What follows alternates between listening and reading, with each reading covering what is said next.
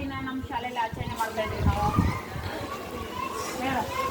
BMTS Belagavi ಶಾಲೆಯಲ್ಲಿ 21ನೇ ದಿನದ ಓದುವ ಅಭಿಯಾನ ಕಾರ್ಯಕ್ರಮ. ನನ್ನ ಶಾಲಾ ಗ್ರಂಥಾಲಯ ರೀಡಿಯೇಥಾನ್ ತರಗತಿ 4, 5, 6, 7 ವಾರ ಮಂಗಳವಾರ. ನಾನು 8ನೇ ತರಗತಿ ಓದುತ್ತಿದ್ದೇನೆ. ನನಗೆ ಬಂದ ಪುಸ್ತಕದ ಹೆಸರು ಚಾಣಕ್ಯ. ಏನು ತಿಳ್ಕೊಂಡ್ರೆ ಆ ಬುಕ್ ಒಳಗೆ? ಚಾಣಕ್ಯ ಒಬ್ಬ ಸಿಟ್ಟಿನ ವ್ಯಕ್ತಿ. ಅವನ ಬುದ್ಧಿಯಲ್ಲಿ ಬಹು ಚುರುಕನಾಗಿದ್ದ. ಆತ ಒಬ್ಬ ಅನ್ನಛತ್ರದ ಮುಂದೆ ಕುಳಿತಾಗ ಚಂದ್ರಗುಪ್ತ ಎಂಬ ಹುಡುಗ ಒಂದು ಎತ್ತರವಾದ ಕಲ್ಲಿನ ಮೇಲೆ ಕುಳಿತು ಒಂದಷ್ಟು ಜನ ಮುಂದೆ ಕೂತಿದ್ರು.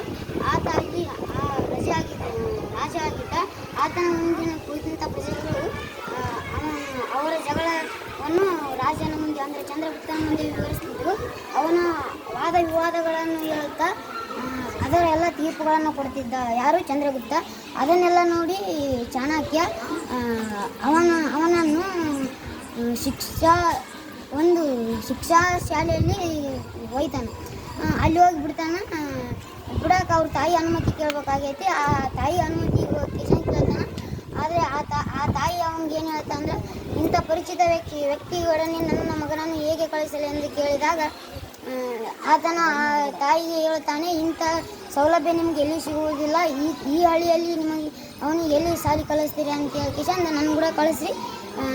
ಆ ಶಾಲೆ ಪಾಟಲಿಪುತ್ರ ಎಂಬ ಹಳ್ಳಿಯಲ್ಲಿತ್ತು. ಅಲ್ಲಿ ಹೋಗಿ ಕಳಿಸ್ತೀನಿ ಎಂದು ಹೇಳಿದ. ಆ ತಾಯಿ ಅವನೊಡನೆ ಕಳಿಸಿದಾಗ ಅವ ಹೋಗಿ ಆ ಶಾಲೆಯಲ್ಲಿ ಕಲಿತ. ಆ ಶಾಲೆಯಲ್ಲಿ ರಾಜನ ಮಕ್ಕಳೆಲ್ಲ ಅಲ್ಲಿ ಕಲಿಯುತ್ತಿದ್ದರು. ಅಂಥ ಶಾಲೆಯಲ್ಲಿ ಈ ಬಾಲಕ ಅಂದರೆ ಚಂದ್ರಗುಪ್ತ ಕಲಿತು ಮುಂದೆ ಒಂದು ಮೌರ್ಯ ರಾಜ್ಯದ ಪ್ರಸಿದ್ಧ ದೊರೆಯಾಗಿ ಬೆಳೆದ. ವೆರಿ ಗುಡ್, ಜೋರಾದ ಚಪ್ಪಾಳೆ.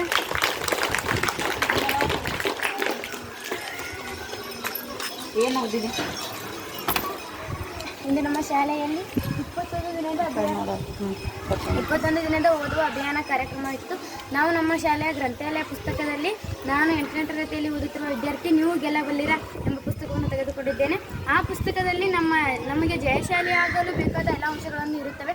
ಅದೇ ರೀತಿ ನಾವು ಯಾರಾದರೂ ಬೆಳಿಬೇಕಂದ್ರೆ ನಮಗೆ ಜಾಸ್ತಿ ಕಾಲು ಜಗ್ಗರೆ ಜಾಸ್ತಿ ಜನ ಇರ್ತಾರೆ. ಅದನ್ನೆಲ್ಲ ದಾಟಿ ನಾವು ಯಾವ ರೀತಿ ಮುಂದೆ ಹೋಗಬೇಕು, ನಮಗೆ ಮನೋಭಾವ, ಒಬ್ಬ ವ್ಯಕ್ತಿ ವ್ಯಾಪಾರದಲ್ಲಿ ಇದ್ದಂದರೆ ಅವನ ಮನೋಭಾವದಿಂದನೇ ಅವನ ನಗುವಿಕೆಯಿಂದಲೇ ನೀ ಹೆಂಗದೆ ಅಂತ ತಿಳ್ಕೊಬೇಕಾಗುತ್ತೆ. ನಮ್ಗೆ ಫಸ್ಟ್ ಬೇಕಂತಂದ್ರೆ ನಾವು ಈ ಎಲ್ಲ ಮನೋಭಾವಗಳನ್ನು ಹೊಂದಿರಬೇಕು. ನಾವು ಏನಾದರೂ ಯಶಸ್ವಿಯಾಗಬೇಕಂದ್ರೆ ನಮ್ಮ ಹಿಂದಿದ್ದವರು ತುಂಬ ಇಂಪಾರ್ಟೆಂಟ್ ಆಗಿರ್ತಾರೆ. ನಮ್ಗೆ ಯಾವುದೇ ನಮ್ಮ ಶಾಲೆಯಲ್ಲಿ ಗುರುಗಳನ್ನು ನಮಗೆ ಯಾವ ರೀತಿ ನಮ್ಗೆ ಗುರು ಇರಬೇಕು, ಮುಂದೆ ಗುರು ಇದ್ದರೆ ಹಿಂದೆ ಗುರು ಇರ್ಬೇಕಂತ ಹೇಳ್ತಾರೆ. ಅದೇ ರೀತಿ ನಮ್ಮ ಶಾಲೆಯಲ್ಲಿ ಎಲ್ಲ ಶಿಕ್ಷಕರು ನಮಗೆ ಹುರಿದುಂಬಿಸ್ತಾರೆ, ನಮಗೆ ಚೆನ್ನಾಗಿ ಪಾಠಗಳನ್ನು ಹೇಳ್ಕೊಡ್ತಾರೆ. ಅದೇ ರೀತಿ ನೀವು ಗೆಲ್ಲಬಲ್ಲಿರಂದ್ರೆ ಯಾರೊಬ್ಬರು ಕೆಲಸ ಮಾಡಿದರೆ ಅದು ನಾವು ಮಾಡಬಹುದು, ನಾವು ಗೆಲ್ಲಬಹುದು. ನಾವಿಲ್ಲ ಏನು ಸೋಮಾರಿ ಹಾಕಿದ್ರೆ ನಾವು ಯಾವ ಕೆಲಸವನ್ನು ಮಾಡೋಕ್ಕಾಗಲ್ಲ.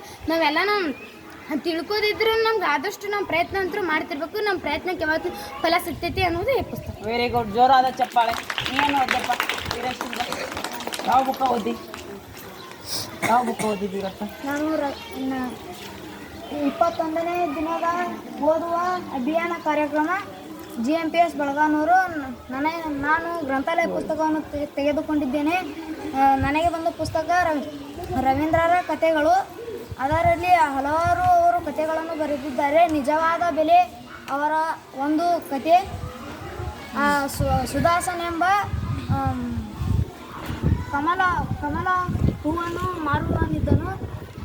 ಅದೇ ಸಮಯಕ್ಕೆ ಒಬ್ಬ ಸೇಟನು ಬಂದು ನನಗೆ ಈ ಕಮಲ ಹೂವನ್ನು ಕೊಡು ಎಂದು ಸುದಾಸನಿಗೆ ಕೇಳುತ್ತಾನೆ. ಆ ಸುದಾಸ ನಿನಗೆ ಈ ಕಮಲ ಹೂವು ಬೇಕೆಂದರೆ ನನಗೆ ಒಂದು ಮಾಸಿ ಬಂಗಾರವನ್ನು ಕೊಡು ಎಂದು ಆ ಸುದಾಸನು ಹೇಳುತ್ತಾನೆ. ಆಯಿತು ಎಂದು ಹೇಳಿದ ತಕ್ಷಣ ಅವನು ಆ ಸೇಟನು ಬೇಗ ಕೊಡು, ನಾನು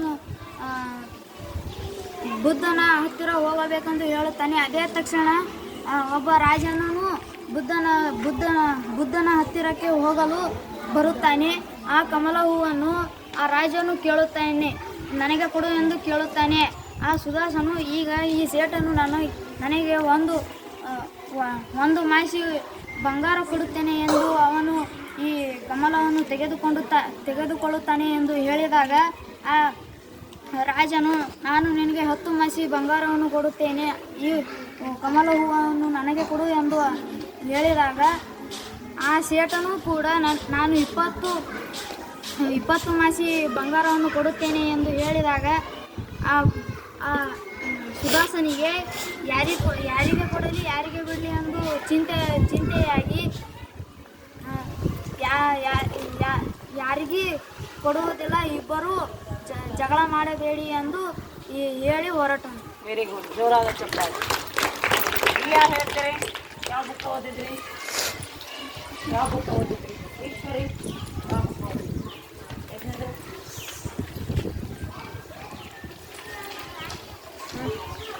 21ನೇ ದಿನ ಓದುವ ಅಭಿಯಾನ ಕಾರ್ಯಕ್ರಮ, ಅದರಲ್ಲಿ ನಾನು ಭಾಗವಹಿಸಿದೆ. ನಾನು ಓದುತ್ತಿರುವ ತರಗತಿ 7ನೇ ತರಗತಿ. ನನಗೆ ಕೊಟ್ಟ ಪುಸ್ತಕ ನೀರು. ನೀರು ಹೇಗೆ ಉಂಟಾಗುತ್ತದೆ ಹಾಗೂ ಎಲ್ಲಿಂದ ಬರುತ್ತದೆ, ಹೇಗಾಗುತ್ತದೆ ಎಂದು ಒಂದು ಸನ್ನಿವೇಶ. ವಿಕಿಯು ತನ್ನ ಅಮ್ಮನೊಂದಿಗೆ ಚಿಕ್ಕಮ್ಮನ ಮನೆಗೆ ಶ್ರೀರಂಗಪಟ್ಟಣಕ್ಕೆ ಹೋದಾಗ ಅಲ್ಲಿಯೂ ಕಾವೇರಿ ನದಿಯ ದಂಡೆಯಲ್ಲಿ ಹೊರಟಾಗ ಕಾವೇರಿ ನದಿ ಎಲ್ಲಿ ಉಂಟಾಗುತ್ತದೆ ಎಂದು ವಿಕಿಯು ತನ್ನ ಅಮ್ಮನಿಗೆ ಕೇಳಿದಾಗ, ಕಾವೇರಿ ನದಿಯು ತಲಕಾಡಿನಲ್ಲಿ ಉಂಟಾಗುತ್ತದೆ. ನೀರು ಹೇಗೆ ಬರುತ್ತದೆ ಅಂತ ಕೇಳಿದಾಗ, ನೀರು ಭೂಮಿಯಲ್ಲಿ ಅಂತರ್ಜಾಲದಿಂದ ಸಸ್ಯಗಳು ಬೇರಿನ ಮೂಲಕ ನೀರು ಹೀರಿಕೊಳ್ಳುತ್ತವೆ ಅಂತ ಹೇಳಿದರು. ನೀರಿನ ಚಕ್ರ. ನೀರು ಆವಿಯಾಗಿ ಮೇಲೇರಿ ಮೋಡಗಳು, ದೊಡ್ಡ ಮೋಡ, ಸಣ್ಣ ಹನಿಗಳು ಕೂಡಿ ಮೋಡಗಳಾಗುತ್ತವೆ. ಮೋಡಗಳು ಡಿಕ್ಕಿ